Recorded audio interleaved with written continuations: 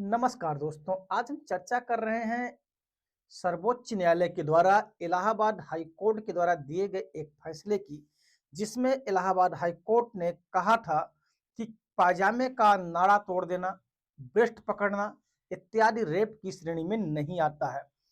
जो है Allahabad high court ने कहा था कि प्राइवेट पार्ट पकड़ना रेप नहीं है।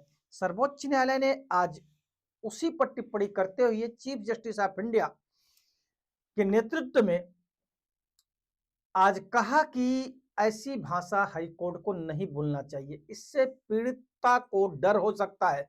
सुप्रीम कोर्ट ने इलाहाबाद हाई कोर्ट के उस विवादित फैसले पर आज तल्ख टिप्पणी की, जिसमें इलाहाबाद हाई कोर्ट के न्यायाधीश ने कहा था कि पायजामे का नाड़ा तोड़ना और ब्रेस्ट पकड़ना रेप के प्रयास के आरोप के लिए पर्याप्त नहीं है। सुप्रीम कोर्ट ने आज सोमवार को कहा कि हम हाई कोर्ट के आदेश को खारिज करेंगे और ट्रायल जारी रहने देंगे। हाई कोर्ट ने आरोपियों पर लगे अटेम्प्ट टू रेप के चार्ज को हटाने को कहा था। आज chief justice of India Suryakant की अध्यक्षता वाली बेंच ने कहा कि हम सभी हाई कोर्ट के लिए विस्तृत गाइडलाइन जारी कर सकते हैं। ऐसी टिप्पणियां पीड़ित पर चिलिंग इफेक्ट यानी भयावह प्रभाव डालती हैं, कई बार शिकायत वापस लेने जैसा दबाव भी पैदा करती हैं। सीजेआई ने आज स्पष्ट शब्दों में कहा कि अदालतों को, विशेषकर हाईकोर्ट को, फैसले लिखते समय और सुनवाई के दौरान ऐसी दुर्भाग्यपूर्ण टिप्पणियों से हर हाल में बचना चाहिए। आज जब सुप्रीम कोर्ट में इस मामले की सुनवाई चल रही थी, उसी दौरान सुप्रीम कोर्ट की सीनियर एडवोकेट शोभा गुप्ता ने इलाहाबाद हाई कोर्ट के एक दूसरे रेप केस की भी जानकारी दी, जिसमें कहा गया था कि महिला खुद ही मुसीबत को न्योता दिया था। उसके साथ जो भी हुआ वह उसके लिए खुद जिम्मेदार है।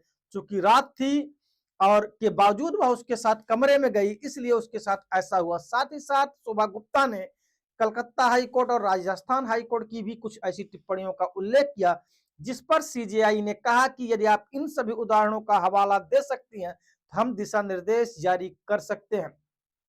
ध्यान देंगे, आपको अगर मैं बताऊं कि इलाहाबाद हाईकोर्ट के जस्टिस राम मनोहर नारायण मिश्रा ने मार्च में निर्णय दिया था कि 19 मार्च को कहा था कि किसी लड़की के निजी अंग पकड़ लेना, उसके पायजामे का नाड़ा तोड़ देना और जबरन उसे पुलिया के नीचे खींचने की कोशिश से रेप या अटेम्प्ट टू रेप का मामला नहीं बनता है।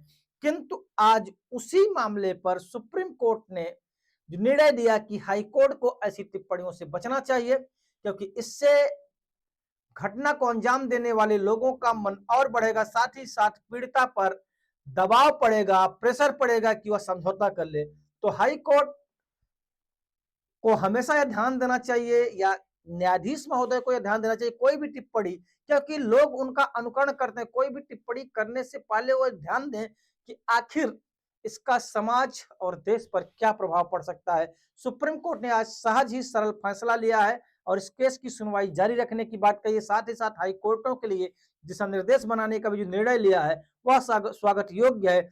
इससे पता चलता है भारत की न्याय व्यवस्था आज भी जिंदा है, जिस पर लोगों का विश्वास आज भी बना हुआ है।